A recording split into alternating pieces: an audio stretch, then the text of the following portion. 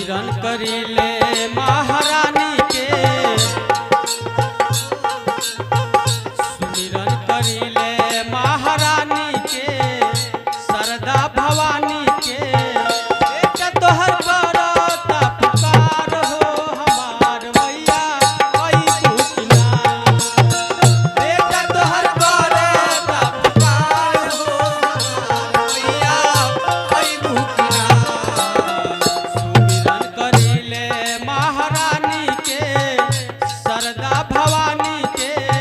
बेटा तोहर करता पुकार हो हमार मैया आई बुकिना बेटा तोहर करता पुकार हो हमार मैया आई बुकिना।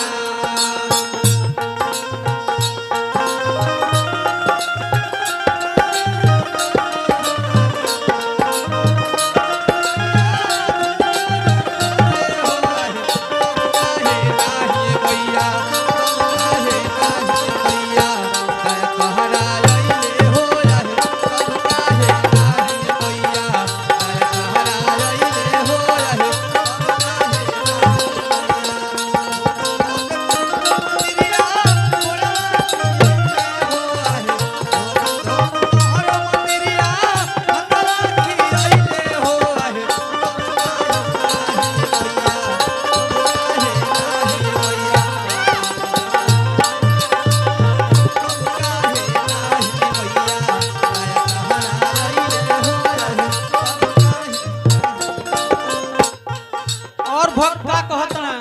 कहता का जब जब भीड़ पड़ल भारी भगतन पर तब तब अइलू मैया के तना जतन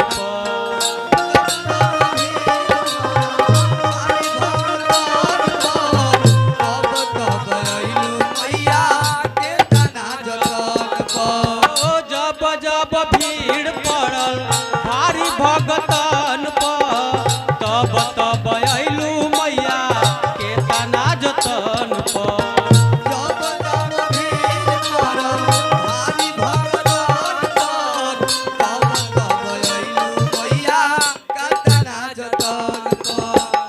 उतना तो होके नहीं पाई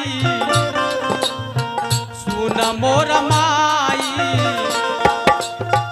पूरा बप्पा करो ना विचार हो हमार मैया आई बुकिना पूरा बप्पा करो विचार हो हमार मैया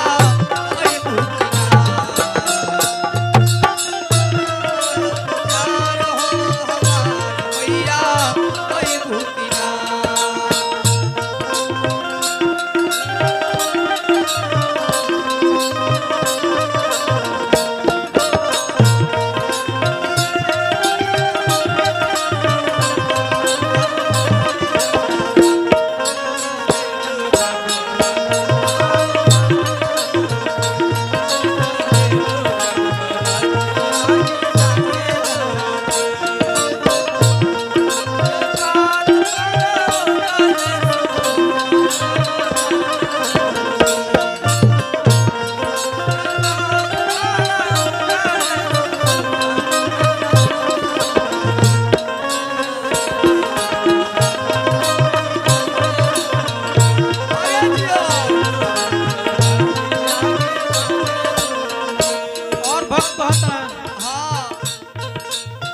बात तो हर घास लेके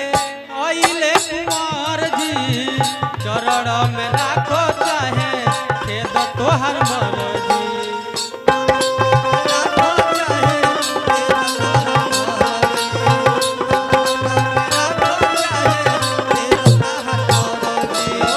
बात तो हर घास लेके आइले कुंवर जी राखो चाहे खेद तोहर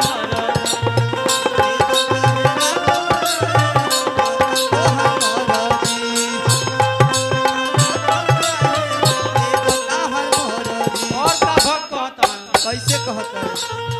तोहरा बिना डोले ना पतैया अरे जय हो गावे ना गवैया हो जल